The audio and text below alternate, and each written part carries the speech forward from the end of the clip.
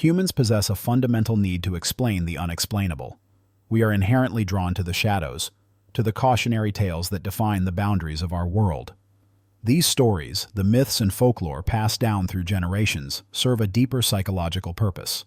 They are not just entertainment, they are mechanisms for social control, expressions of collective anxiety, and complex metaphors for the very real dangers that lurk just beyond the firelight. This exploration delves into the entities that populate our darkest corners, the legends designed to frighten, to warn, and perhaps to reveal something about ourselves. Few regions on Earth possess a tapestry of folklore as densely woven with terror as Southeast Asia. These are not mere ghost stories. They are profound expressions of cultural trauma and primal fear. Our first examination centers on the Pontianak. This entity is a malevolent spirit, one with a deeply personal grievance. Originating from the folklore of Malaysia and Indonesia, the Pontianak embodies a specific tragic archetype. She is said to be the vengeful apparition of a pregnant woman, a woman who perished either during the profound trauma of childbirth or perhaps more sinisterly, was murdered by her partner. This origin story is critical. It grounds the horror not in abstract evil, but in betrayal and unresolved suffering. Picture yourself on a humid Malaysian night. You are walking alone, perhaps near the banana trees that line the path. The air is thick with the scent of tropical flora, a sweet, pleasant aroma. Suddenly, your ear catches the delicate, distant cry of an infant. It's a sound biologically engineered to elicit a response.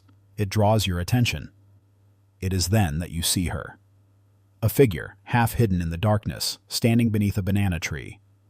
As she steps into the moonlight, she appears as an image of idealized beauty. She is a young woman, draped in a flowing white dress. Her hair is long, dark, and immaculate.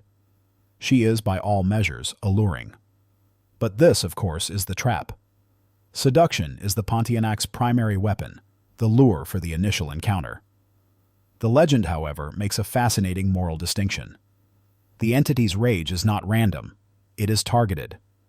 Those who are faithful, respectful, and kind supposedly have little to fear, but the narrative reserves a unique punishment for transgressors. Men who are adulterers, abusers, or those who betray trust. These individuals face a horrific destiny should they cross her path. This transforms the myth from a simple monster story into a powerful piece of social commentary. It serves as a dark warning against mistreating women. You approach this figure at your own peril. Should you ignore the warning signs and give in to the impulse to approach this ghostly figure in the night, the transformation is immediate and appalling. Several things happen at once. That beautiful floral fragrance, the one that drew you in, instantly sours. It becomes the overpowering stench of decay, of pure putrescence. Her hands, once soft and pale, now end in impossibly sharp claw-like nails. Her delicate face contorts, revealing bloodthirsty fangs. The illusion shatters, and you are left facing a being of pure rage. The Pontianak's assault is brutally physical. Keeping your distance would have been the only strategy for survival. She may first emit a deafening, agonizing shriek, a sound so potent it is said to rupture eardrums and paralyze a victim with auditory pain. But that is only the prelude. The true horror is symbolic, as a dark symbolic gesture for the child she lost or was never able to bear. The Pontianak uses her terrifying talons to rip open the abdomen of her victim. She will disembowel them, stealing their internal organs. The legend is gruesomely specific. She steals the stomach, the liver, and the kidneys. The justification offered in the folklore is chillingly mundane. She eats them. If you wish to avoid having your insides forcibly relocated, the folklore offers several methods of defense. First, and most obviously, is avoidance. Do not approach crying beautiful women alone in the dark. It is a significant warning sign. Second, the legends state you should look at her feet. The Pontianak, despite her beauty, is said to have grotesque feet. This detail may be the one clue that allows you to escape. A third, and rather impractical option, is that the spirit supposedly detests the sound of cannon fire. But the fourth, final, and most effective method is also the most dangerous. If you are about to be shredded, you must somehow get behind the spirit and jam an iron nail directly into the hole at the nape of her neck. This action acts as a bizarre factory reset. It allegedly renders her docile, subdued, and, in some of the strangest and most misogynistic versions of the legend. She becomes the perfect wife. This taming lasts only as long as the nail remains. Once it is removed, her murderous nature instantly returns. We now transition from Southeast Asia to the dense forests of West Africa. Here we encounter the Sasabonsam. This entity is, in essence, the archetype of the jump scare. This creature reportedly hides in the high canopies of the forests of Ghana. It waits patiently for its next victim to wander beneath. The descriptions of the Sasabonsam are formidable. It is said to be enormous, far larger than an average human. It possesses jaws powerful enough to engulf a human head in a single bite. In appearance, it is described as distinctly ape-like, though strangely proportioned. It has long, gangly arms and legs, and a slender torso. Often depicted with dark or reddish fur, its most terrifying feature is its feet. The Sasabonsam is said to have feet of iron shaped like hooks, which it uses to grip the branches. From this vantage point, it lurks, awaiting its prey. When a target is spotted, the creature allegedly wiggles its fingers in anticipation, before it strikes. To attack, the Sasabonsam swings down from the tree limbs. It snatches any traveler caught unaware in the dead of night. The monster's powerful arms envelop the victim in a crushing embrace. A hug so powerful it shatters bones and ruptures internal organs. Mercifully, this intense trauma would likely induce shock and death, long before the creature begins to feed on the remains. If a traveler is more cautious, the creature employs psychological tactics. It is said to have the ability to mimic familiar sounds. The cry of a friend or a familiar animal, designed to disorient you or lure you off the path. Once you are confused and isolated, your life expectancy drops to mere seconds. The swinging, vampiric ape man makes its move. But if you do not wish to end up as a meal for this arboreal horror, there are precautions. The first is the most common piece of advice in all of the folklore. Never travel alone in the forest at night. Travel with a companion, both to deter an attack and presumably to have a witness.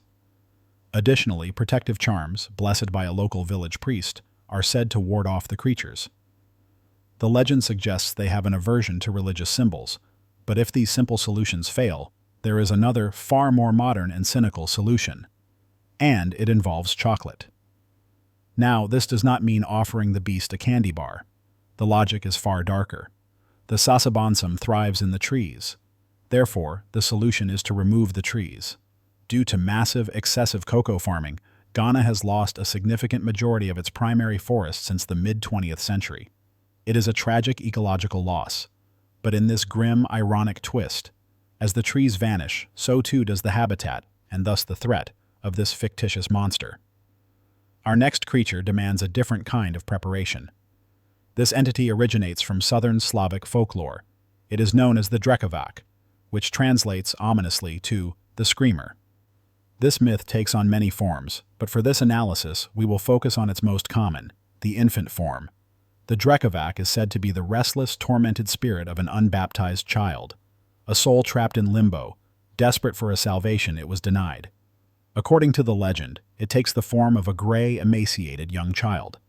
It has small, thin limbs, but this frail stature is offset by a monstrously large head, a detail that implies a traumatic birth.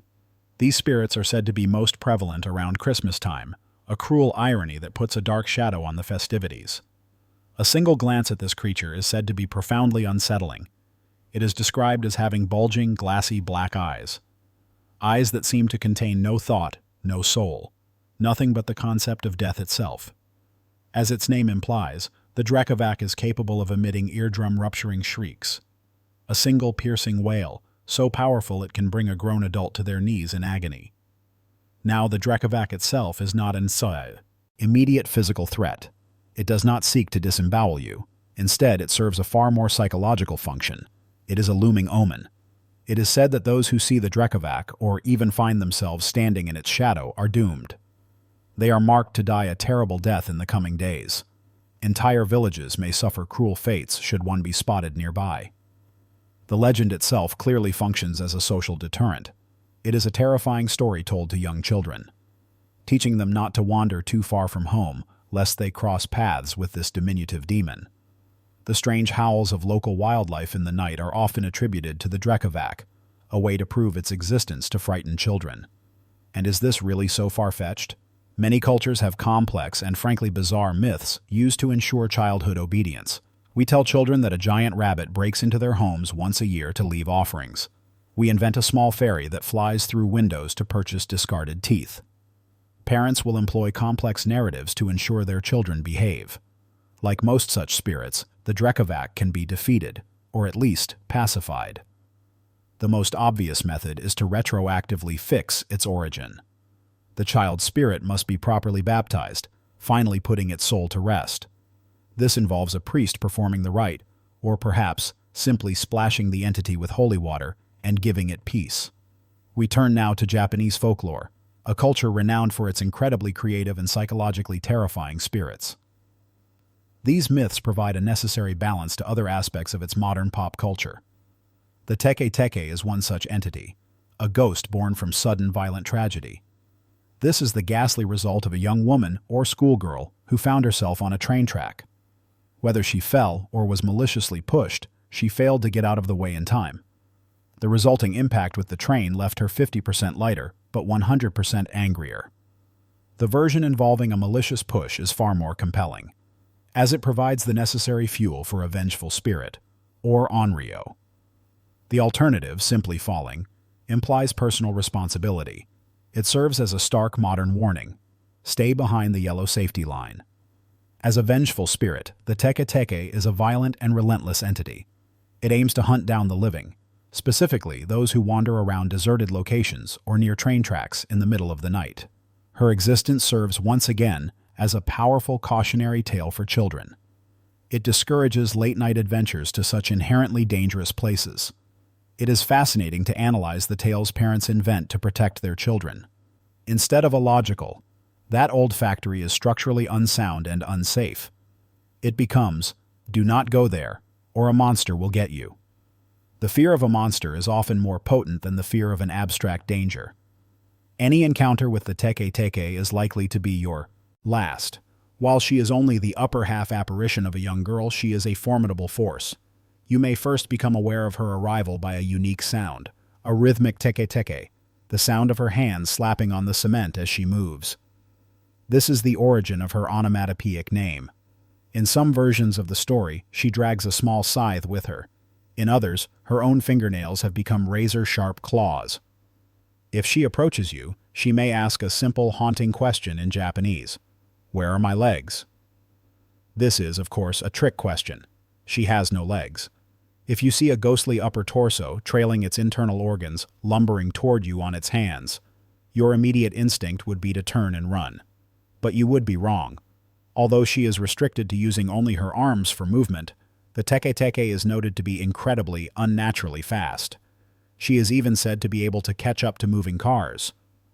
Once she gets a hold of you, she will inflict a fate similar to her own, using her scythe or claws to sever you in half.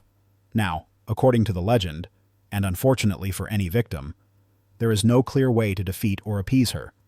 The only defense is to heed the tale's warning in the first place. Avoid deserted areas and train tracks at night. What could be scarier than a skeleton? Perhaps a giant flying skull, originating from the folklore of the Iroquois, or Haudenosaunee, Native Americans, specifically surrounding the Great Sacandaga Lake in upstate New York. This sizable skull monster is the very definition of a nightmare. Dubbed the Gnost, or Gasien Dietha, this disembodied man-eating head has one goal: to consume anything and everything. Men, women, children, and entire villages. These flying domes are said to be the cursed souls of individuals who engaged in the ultimate taboo, cannibalism, or those who committed other horrific acts during their lifetime. As punishment, they are doomed to roam the earth with a curse of insatiable, unending hunger. These heads can take the form of mere bleached skulls, but some versions of the tale depict them as full-fledged, terrifying faces, complete with long, flowing hair and either feathered or bat-like wings. The description is certainly evocative of monsters found in modern-day fictional franchises, but its roots are far more ancient. The most terrifying aspect of this myth is its meta component. It is said that even speaking about them attracts them to an area. They have been known to descend upon entire villages who keep their legend alive by repeating it. Once summoned, these monsters begin wreaking havoc. They bite and tear victims apart, or swallow them in a single gulp. This is followed by an immediate, horrific repetition of the act. Because as disembodied heads, they have no stomach. Their hunger can never be satisfied. Their speed and sheer size make escape nearly impossible. Hiding in your home offers no protection. They will attack the dwelling itself, tearing it apart to get to the tender snack inside. In terms of defeating them, the odds are not in your favor. Legends state that the Ghanost is virtually immortal and cannot be truly destroyed, save for one primitive purifying element: fire. One must therefore resort to open flame to drive the creature back. These monsters, terrifying as they are, serve a purpose. They are reflections of our deepest anxieties: fear of betrayal, fear of the dark woods, fear of unresolved sin, fear of sudden violence, and fear of starvation. The legends persist because the fears they represent are real. If you find these explorations into the dark corners of folklore compelling, we invite you to subscribe to this channel for more deep dives. We are also eager to read your analysis. What other horrifying creatures have been overlooked? Share your thoughts and your own local legends in the comments below.